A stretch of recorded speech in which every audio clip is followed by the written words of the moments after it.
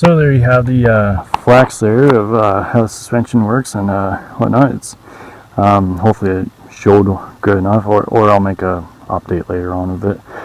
So yeah, the next thing is to clean up welds, clean up excess metal that doesn't need to be on there with the plasma, put the tubing in for those pieces there, and connect the brakes and then take for a drive.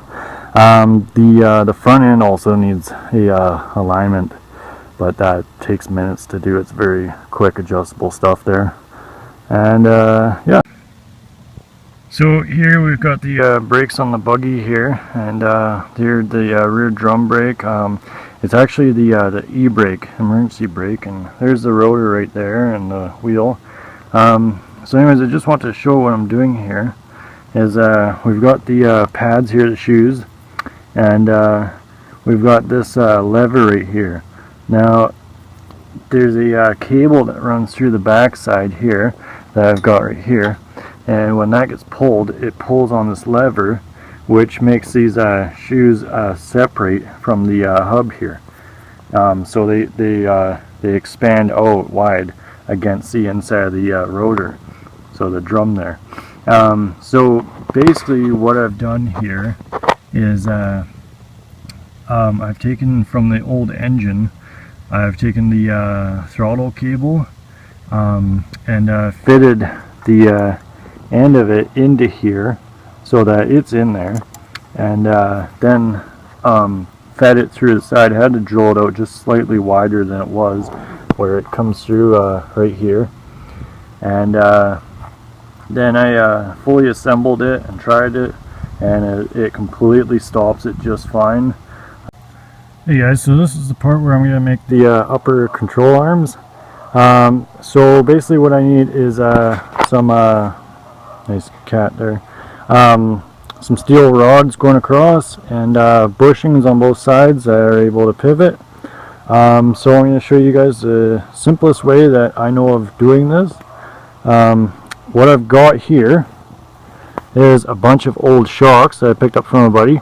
It's got a automotive shop, and what I'm doing here is I am cutting off the bushings from all of them. Cutting off all the bushings from both ends. They all measure to be the same size, and all of these ones don't have wear on them, so they're all in good shape, good for use. And yeah, see buddy, this one I've already cut off and I've drained the oil out of it. One other thing I can use from these is this rod here that I can use. It's a solid steel rod. It's very strong, although it is kind of not so thick enough for what I want to do. It would just it'd be strong enough, but it'd look a little odd for what I've already got on there. So I'm going to use a steel tubing that's a heavy wall instead of these, but I'll probably pull these off.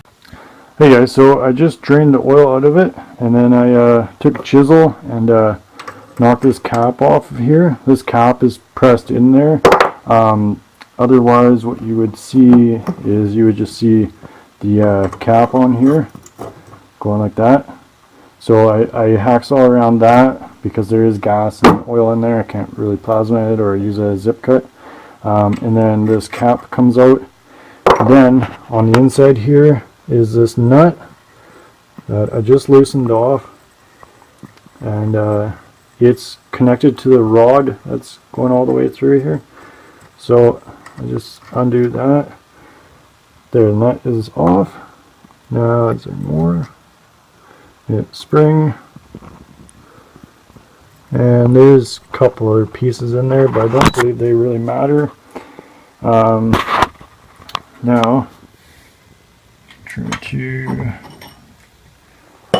I should be able just to pull the rod straight out now.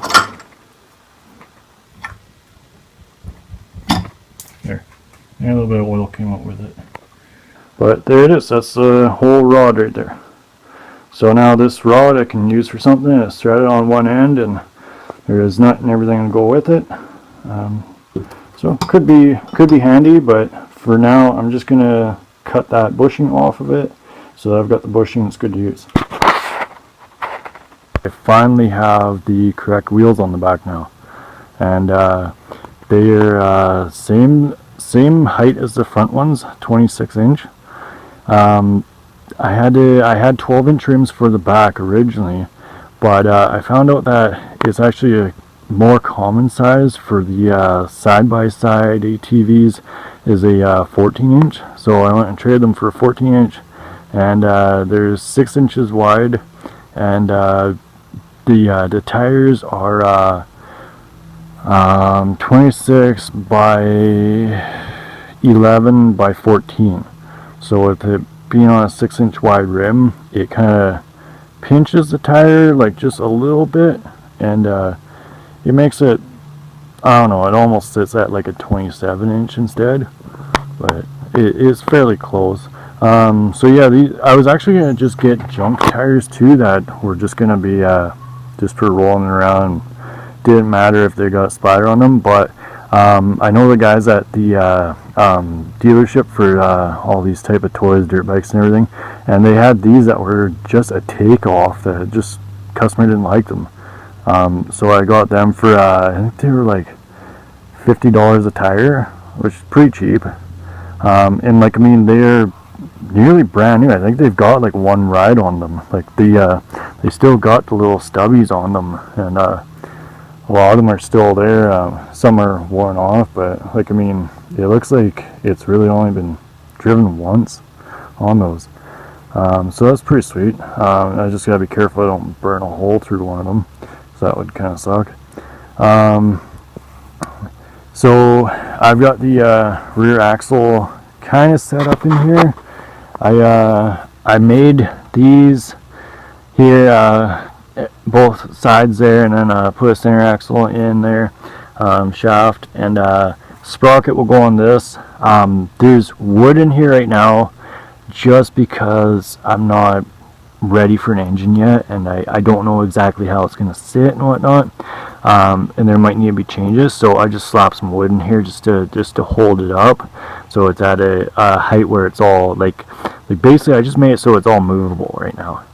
It's nowhere done. Like, I mean, it's been stitch welded here, whatnot. So, and the center shaft here is actually not even connected to the axles. It when I move the tires here, if I can move it here, yeah. See, it's actually it's turning right now, but it's not welded together. It's not bolted together to the axle. So if there was any power to this, it would just turn on its own. So yeah, and then I made the A-arms, and it's like, I mean, they're gonna work. They actually work really well. I matched it up with the geometry pretty damn good, and the suspension is quite stiff, so it actually works really well. They're just a little different looking, but I mean, I think once I get everything cleaned up, whatnot, the welds ground down, some paint on there, and I won't paint the bolts. I'll take stuff apart and then paint it all. It'll probably all be black, either black or red. Then I think it'll look a lot better and more, together like that. These back pieces here, I'm still gonna address those because those are super ugly, and yeah, I'm probably just gonna cut the majority of it away and just pipe it, just like the rest of this, just using tubing. I've got a bunch of cut-offs that are probably close to that length that I can measure out and make them work. It'll be long enough, and yeah, so basically where I'm at right now is I gotta do both sides there, both of those, fix them up, get them welded up. Then I gotta do more work to the suspension arm there on both sides, clean it up a bunch, and I gotta reinforce it a bit. They're not bending, but I just want to make sure that they won't ever bend under pressure there. So yeah, once that stuff's done, then I'll probably take it all apart, paint it, and then the other thing is this is pretty big actually was I figured out the drum brakes in there, and I hooked up a cable on both sides here, and so I've got this cable here, and then I've got this one going to this side, and it's pretty sweet. They work perfectly. So like, I mean, they will definitely stop the buggy, no problem. So what I'm gonna do is probably move them both the cables over to like this side, and maybe like put something right in here, kind of like hidden where they join together, like a plate, and then have on the other side of that plate a kind of like something to tie them both together, and then have one cable that pulls both of them at the same time, that's connected to the pedal, so that obviously when I brake, it's both wheels, it's not one at a time or anything like that. So yeah, that should be fairly simple to set up. Well, I say that now, but we'll see how it goes. And yeah, I got rid of the disc brake, which kind of sad, but it was never, I could never get to work properly, it seemed. But the main thing right now is that there's just not room on that axle for a disc brake, as well as a sprocket. There's barely room for a sprocket on there. I think I might have to figure something else out with that, but we'll see. It's also, being directly in the center is kind of different, but I might just set up another shaft in there before it. I'm not sure yet. I'll figure it out once I've got a motor to work with. Then I will figure it out. Yeah. So other than that, it is actually right now it is sitting at the correct height, and so in the back here it's about 15 inches, not exact. And like, I mean, I'm measuring off the ground, so it's hard to get an accurate reading because the ground's not flat. And then in the front it was about just over 12 inches. So it's fairly level. It's a little bit lower in the front, and like, I mean, that's fine. That works good for me. Yeah, and I still haven't changed out the steering wheel for the racing one. I'm still not entirely sure I'm going to do that.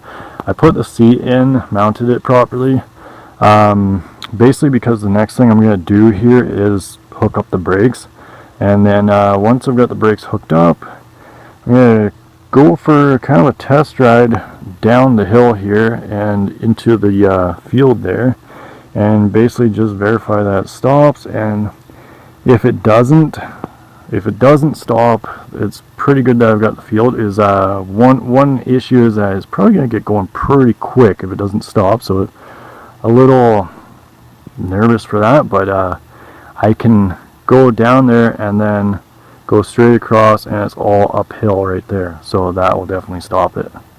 And the neighbors probably be wondering what the hell I'm doing, but that's okay. Sure, they've wondered that multiple times. So yeah, that is basically it.